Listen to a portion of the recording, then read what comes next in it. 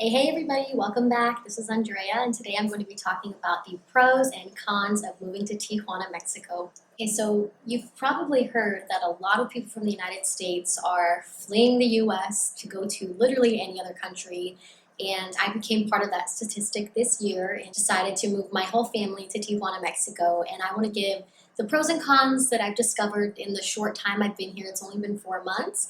But there are a lot. And so I think that it's great for people to be well informed before they make such a huge decision. And I hope that this video helps you make that decision, see if it's the best decision for you and your family. And make sure that you stick around for the end of the video because I'm going to give my number one pro and my number one con at the end. In the meantime, please subscribe to my channel. I do plan on posting a lot more, and I have plenty of things to talk about, so make sure that you like and subscribe. Okay, so let's just jump right into it. My first pro is going to be the amount of vegan food in this city. I was completely shocked. It was absolutely bananas at how many vegan restaurants there actually were. And so you can go on an app like Rappi, you'll find so many different restaurants. And it's not just all the same thing, because back in Phoenix, there are a couple of good restaurants, but it all kind of seems like it fits the same mold. And I'm not gonna lie, it kind of made me feel icky after eating a lot of the food there. And so that's just something that we're not experiencing here. So definitely my first pro is all of the vegan food, amazing. And we're gonna jump right over to my first con. As a dog mother, my first con is that Tijuana is not very dog friendly. Most people raise their dogs to be security dogs. So you'll have the cutest, smallest little pupper who I always try to go give love to, and they will bark at you so scary. Like, you can't take a nice walk with your dog down the street without 40 dogs aggressively barking at you. And it's actually really quite sad because they do raise their dogs to be more security dogs as opposed to, getting the love and affection that they're entitled to.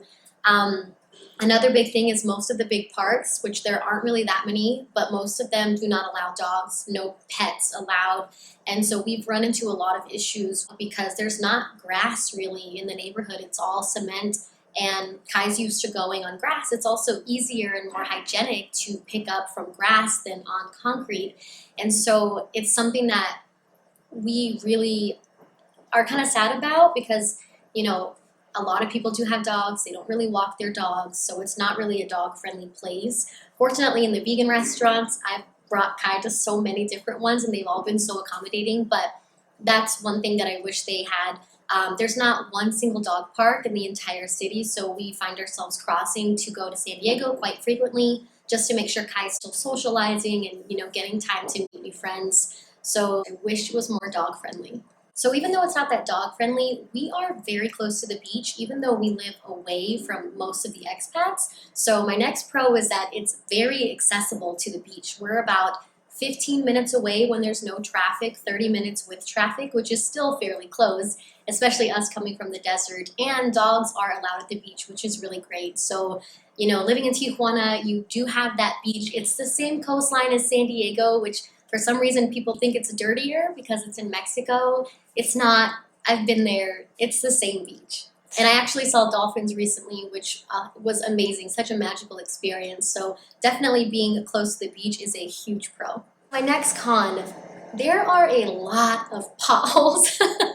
And of course, that's, something that has to do with the state and, exploitation of taxes. And it's a whole nother video. But we have noticed that they fixed some, especially the really deep ones. But when we first got here, I was almost positive my tires were going to pop because you don't really anticipate. Sometimes you can't see them. There's also a lot of speed bumps, and they don't paint them or put signs next to most of them to kind of warn you. So I was just so many times. So yeah, but like I said, we have noticed that they have fixed some of the really bad ones, and we have seen a lot of people do it on their own. Like, there's so many hubcaps that people just put into the pothole to make it a lot safer. So people are trying, they're definitely doing their best, but just a warning when you come here, just keep an eye for the potholes and the speed bumps. And so we're jumping back over to the next pro, and it has to be the lack of GMO foods.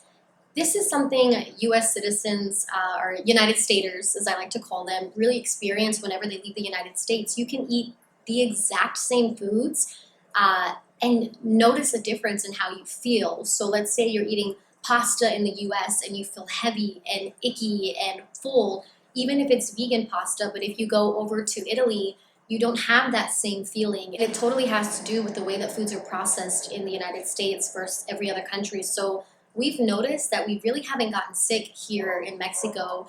But when we were living in Arizona, we were sick probably 2 times a week. And there's many factors that go into this, but I think a huge part of it is the food. So a higher quality of food for sure. And another con is going to be that it's not very green. And this is something the city is working on. They just approved a multi-million-dollar park where they're actually going to be planting trees and planting greenery, and it's around an already established lake, which is really great. But there is a lot of cement everywhere you go. Like I said, walking down the neighborhood with Kai, it's very hard. I don't think there's a single grass patch inside of our neighborhood. There's a lot of empty lots, so there's those places to relieve your dogs, but they don't do front yards here. That's not really a thing. You'll see them every now and then, but most of the neighborhoods, you have your sidewalk and then there's a wall. So most of the places you can't even see the house, and that's, for security. And it also makes sense because you're utilizing your entire plot of land. But I do wish that there were less sidewalks and more grass for the animals. It also keeps, temperature down. It really is a concrete city. I don't remember the statistic, but it's like one of the most concrete-filled places in the world. And so I hope that this is something that gets changed over time, but it is definitely a con. Especially being from Phoenix, I'm just so used to a lot of green, a lot of lush, even desert landscapes, so it's definitely a change of pace. And another pro is going to be the weather, and this is probably because I'm coming from Phoenix, but the weather here is great. We've had maybe like 10 hot days, but they're not hot like Phoenix hot. They are humid. The thing that we noticed here is you'll have like 2-3 days of heat and then the weather drops and then it's suddenly like 72 for the high for a couple of days. So it's really nice to get that break, whereas in Phoenix, once it hits 95, with the exception of a couple days for monsoon season, you're pretty much stuck at those disgusting temperatures until October. So we definitely love the weather here. It's really nice to not be limited on when we walk Kai, because in Arizona in the summer we could only walk him late at night, which it still can be 100 degrees late at night or early in the morning, and here there's really not that problem. So the weather is great. So there's another con, and this may just be a con for me, I don't know, but there's not really punctuality here. Like if let's say someone's coming to fix something and they're like, oh, we'll send them this week, and then they give you like a time frame and then they don't come and no one says anything, and that's kind of like expected.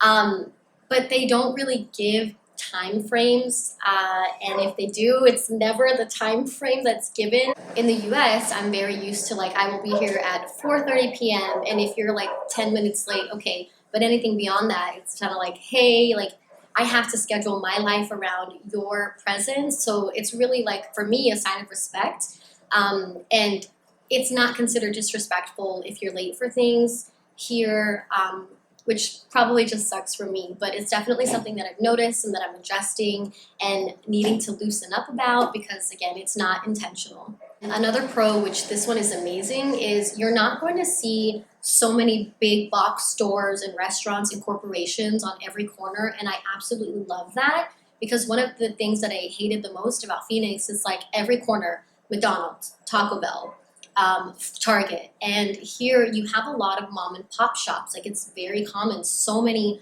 smaller businesses are able to thrive, and that's because they make it easier for them to thrive. And that's why there are so many people who literally run, restaurants from their homes. There's a lot of vegan restaurants that are only available online, but it's this opportunity for small businesses to thrive, and I absolutely adore that about Tijuana.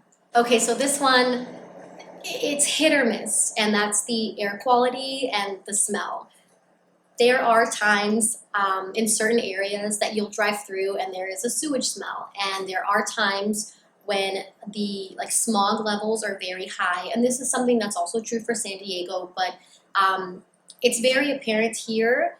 And some days I've noticed my breath becoming labored, and it deals a lot with the air quality here. So I mean, if you have asthma or you have a very sensitive respiratory system, I would suggest trying it out before you move here and seeing if it's something that you can adapt to. And another pro here is that police are not a threat to you. So growing up in Arizona, I've had plenty run-ins with the police where I was targeted literally because of color of my skin. And I don't feel safe. When I see a cop in Arizona, I am very fearful for my life, for my well-being, for my safety, which is pretty sad, but it's the reality of many people of color all around the world at this point, but especially in the United States when it comes to the police. And here, a lot of people talk about how the police will try to pull you over and exploit you for cash. And I'm not gonna lie, it does happen, especially if you don't have Mexico plates. So what people don't realize is that they can't actually give you a ticket if you don't have local plates. They can ask you to drive with them to the police station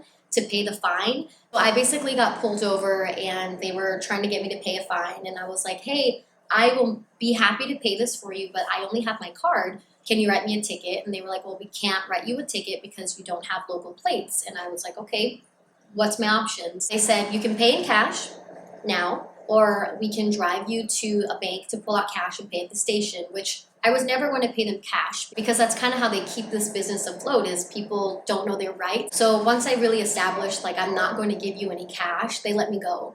And maybe it was just a special situation, but I would much rather deal with that to deal with someone trying to take $40 from me than someone trying to take my life. It is what it is at this point. Again, all you can do is know your rights and try not to give into it. We are here with my number one biggest con of moving to Tijuana, and that is the borderline. And this is something that's getting progressively worse because people like myself are moving to Mexico and also working in San Diego. So the thing with the border is if you do not have Sentry or Global Entry or any of those trusted traveler programs, do not move here. I am begging of you, the people are begging of you, do not move here because the line can be up to 4, 5, 6 hours. Your average is 2 to 3 hours. Sometimes, very rarely, certain times of the day you can get through in 30 minutes, but it's backed up and it's consistently getting worse. If you have a job that you have to be at in San Diego early in the morning, it's not for you. It's not going to work. You're going to have to wake up at 3 a.m., get in the line at 4 o'clock, and then cross by 7 or 6. And, it's very daunting. It's not a fun experience. You can't really go to the bathroom.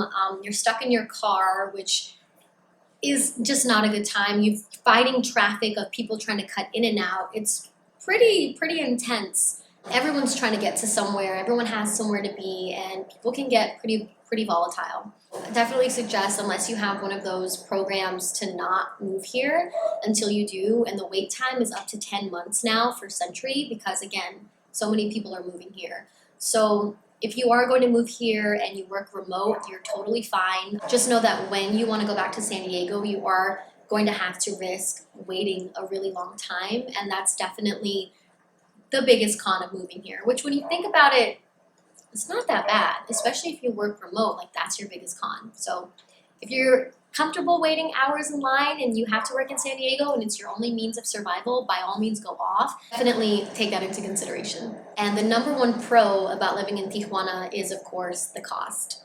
So we are living in a 2-bedroom apartment. It's probably 11, maybe 1,200 square feet, if not more. Beautifully remodeled. It's in a very safe neighborhood. It comes with parking, optional parking. There's security cameras. It's only 3 miles from the border, and we're paying $800 total. That's unheard of in the United States.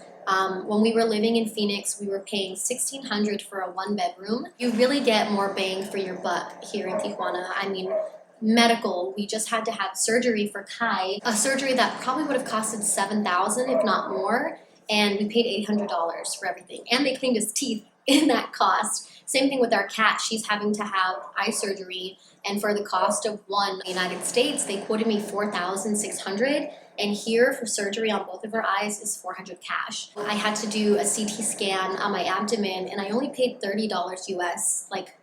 That's it. So, if you're having a hard time and you're struggling and you're not able to make ends meet, then I would highly encourage moving to Tijuana because it is affordable and the prices are going up. They are going up. So it's up to people who move here to kind of understand, what the limits are, because people are going to try to exploit you and try to get you to pay more money. Like, you used to be able to get a 2-bedroom apartment for like $400 or $500, and it's because us expats are moving here and we're not doing the research. So you shouldn't be paying $1,000 for a 1-bedroom or 2-bedroom apartment unless it's like a really like high quality penthouse or something like that. So we really have to do our best to try to keep the prices down, but it's a lot more affordable. Like, our utilities are $20. We do pay for gas because most houses run off gas as opposed to electric. So for like our washer and dryer or our stove, those all, our hot water, they all of course run off gas. And we pay about $15 for the tank, and it lasts us almost a month. So things are far more affordable here. The gas is more expensive than it normally is. It's about $4 a gallon, but it's a lot cheaper than Arizona and California, and actually most of the world right now. Same thing with the food. You're going to pay about 30 to 40% less for the food. And it's definitely a place that if you want to come and save money, want to just kind of get under that thumb press of capitalism in the United States, and I would encourage moving here. Just do your research. Be very aware of your impact on local communities. Try to learn the language. It's something that we're still working on.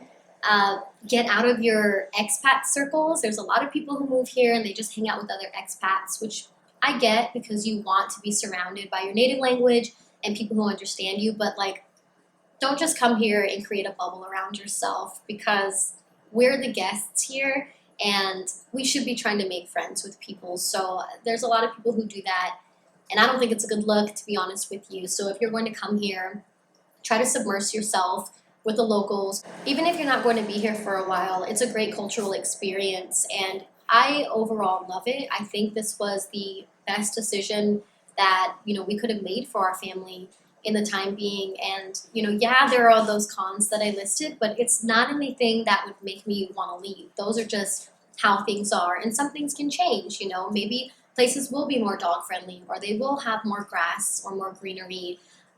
The air quality can be improved. These are just things that are not a top priority in Tijuana right now, and that's totally fine. So I'll probably be making another video in the future to talk about how to get your temporary residency, because that is a whole process in and of itself. But yeah, thank you so much for watching. If you have any pros and cons that you've discovered about moving to Tijuana, please feel free to write them in the comments. And if you have any questions, I am always here to answer. I'll see you next time.